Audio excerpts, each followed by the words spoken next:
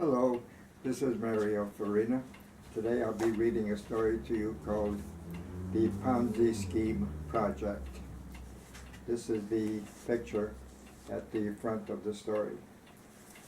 The story appears in this book that I published recently, What Do We Do Now?, which is available in Amazon. The Ponzi Scheme Project. That was wonderful, darling. You are great. Thank you. And you are wonderful too, replied Wendy. You look so beautiful, said David, with your head lying there in what looks like a cushion of blonde hair. Very poetic of you, she commented. Where did you read that? I didn't read it. I just thought of it as I looked at you, lying there so beautiful. I knew that. I was just overwhelmed by love for you when you said it. She pulled up the sheets to cover herself. He did the same.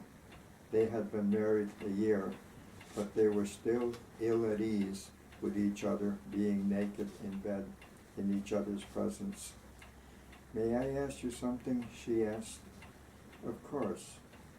What do you think of psychics? Psychics? What a strange question. I don't have any special thoughts about questions. Why do you ask? I just wondered if what they say is really true, or do they make it up as they go along? Well, you know, I tend to be skeptical. I would have to find out for myself. Betty and I went to see Madame Ponzi yesterday. She's supposed to be very good. She gave Betty and me some really good readings, but she also said something that bothered me. Tell me about it. She and I went to a far corner of the room, as she had done with Betty, so that her reading would be private. She took my hand, held it in both of hers, and looked into my eyes. For a long time she didn't say anything, just kept staring. I felt weird. Then she said, You're married. I said, yes. We just had our first anniversary last Wednesday. Well, she didn't have to work very hard for that one, laughed David. All she had to do was look at the ring on your left hand. That didn't bother me.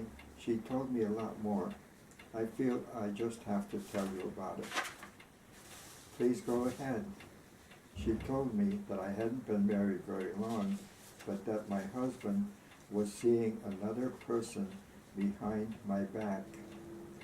No, she didn't. That was terrible of her. You didn't believe it for 1 minute, did you? No, of course not. But she actually gave me a woman's name. She said the name of the woman was Jean, Jeannie, Janet, something like that. I hope you walked out. That was outrageous. How dare she say that? She doesn't know you. She doesn't know me. I was really upset. I didn't want to say anything contrary because she is so well known. Was there more? Yes, a lot more. She said it had been going on for several months. She asked me if my husband had been coming home late lately. I lied and I said no. Well, you know how heavy my schedule has been at work. You could have said yes and not been lying. That's right, darling. I do trust you. It's just that there was that time when I tried to reach you at the office and you didn't answer the phone. I explained all that. My boss had been in with me that evening and he wanted to talk to me in his office. It was a long conversation. You didn't answer the message that I had left on your answering machine. Yes, and I explained that too. I know I should not have been upset by anything she said, but she sounded so convincing. They're supposed to sound convincing. They know how to talk to people through subtle signals that you give off without knowing it. I do have to ask you, God knows I don't want to, have you been faithful to me? Of course I've been faithful to you, darling. You are the only one I love and could ever love. You have everything to offer that any man could possibly want. I'm so pleased to hear you say that. I hope you won't think bad of me. I was just being a little insecure. And I might add that you are very viral. I just wondered if maybe I wasn't enough for you. Oh, darling, you are enough.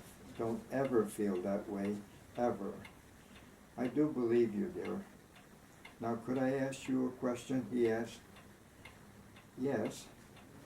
If there had been some truth in what Madam What's-Her-Name had said, how would you have felt about me and our marriage?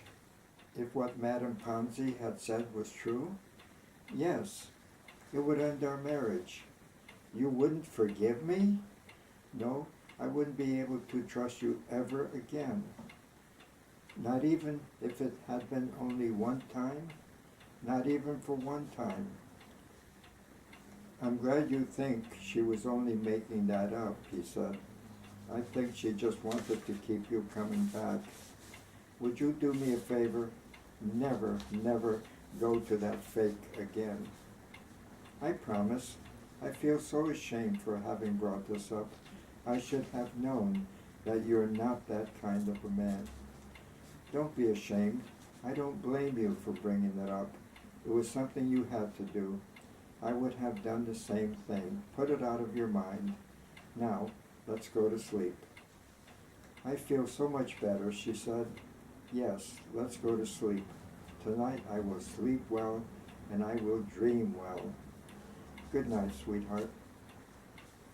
David lay in bed, listening to the breathing of his wife. After a long time, he was convinced that she was asleep. As quietly as he could manage, he got out of bed and walked into his den, closing the door behind him. Then he picked up his cell phone on his desk and punched a number that he knew well. On the fourth ring, a person at the other end picked up the receiver and sleepily said, "Hello? Janet, I need to talk to you." "I was sound asleep," she said, with a trace of irritation in her voice. "Couldn't it wait?" "No, this can't wait. I need to tell you. We need to end our relationship. I was just warned that the first time Wendy finds out I've been seeing you, that will spell the end for me." "You can't end this with me like that. I won't let you. I can't take the chance. This has to be the end. I'll tell your wife." "You wouldn't dare. You wouldn't want me to tell your husband what you do while he's away on trips." "You wouldn't dare. Try me. I wish you well, but I won't be seeing you anymore." He pushed the end call button on the phone. David knew he would have difficulty going to sleep. He had seen some sleeping pills that Wendy used from time to time. He felt that tonight he needed to take at least 2 of those. Though naked, he walked into the kitchen and pulled open the drawer where he believed the pills were located. He found the bottle and was about to open it when he noticed an envelope. Wondering what that was, he looked at the return address and saw that it read Lancelot Detective Agency. Alarmed and curious, he withdrew the single sheet that had been neatly folded in the envelope. It was an invoice from the agency. It was dated the day before. He glanced at the contents. Detective Arnold Wilcox was requesting an amount of $3,000 for services rendered on a case that had been named the Ponzi Scheme Project. Not fully understanding what the amount was for, he stared at the wording until it finally focused in his brain. "Oh my God," he said audibly. "Oh my God." That's the end of the story. I hope you liked it. Thanks for listening. Thanks for looking. and tomorrow I'll tell you another story. Bye-bye.